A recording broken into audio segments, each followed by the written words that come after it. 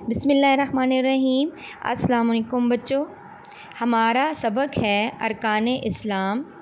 ارکان اسلام پڑھانے سے پہلے میں آپ لوگوں کو اسلام کے بارے میں بتاؤں گی۔ ہم سب مسلمان ہیں اور ہمارا مذہب اسلام ہے۔ اسلام کی بنیاد 5 ستونوں پر ہے اور یہ 5 ستون 5 ارکان کہلاتے ہیں۔ ارکان رکن کی جمع ہے۔ کیا آپ کو معلوم ہے کہ یہ 5 ارکان کون سے ہیں؟ جی ہاں، پہلا رکن شہادت، کلمہ شہادت یعنی گواہی دینا۔ کس بات کی گواہی دینا؟ اشہد ان لا الہ الا اللہ و اشہد ان محمدن عبدہ و رسولہ۔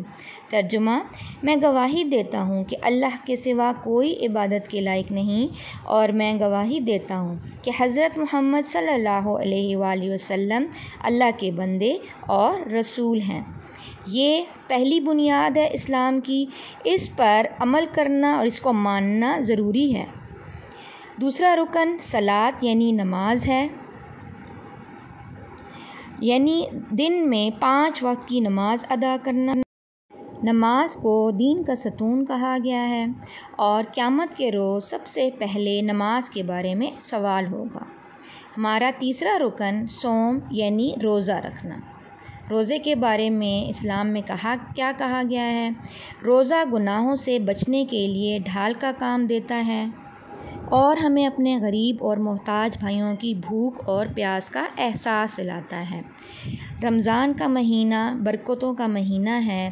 اللہ تعالیٰ اس مہینے کے عوض انسان کے تمام صغیرہ اور کبیرہ گناہ بخش دیتا ہے اور اللہ تعالیٰ اپنی طرف بلاتا ہے کہ کوئی آئے اور میری عبادت کرے۔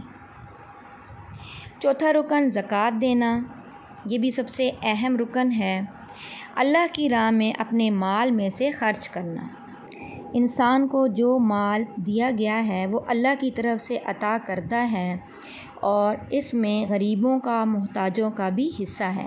زکوٰۃ دل میں غریبوں کے لیے محبت اور ہمدردی کا جذبہ پیدا کرتی ہے اور ہر مالدار پر یہ فرض ہے۔ پانچواں رکن حج ہے، یہ سب سے اہم رکن ہے۔ اللہ تعالیٰ کے گھر کا حج کرنا۔ حج ہر اس انسان جو صحت مند ہو اور مالی اعتبار سے اللہ تعالیٰ کے گھر جانے کی طاقت رکھتا ہو، اس پر زندگی میں ایک بار فرض ہے۔ بچوں، یہ تھے ہمارے ارکان اسلام۔ آپ لوگوں کو سمجھ آ گئی ہوگی۔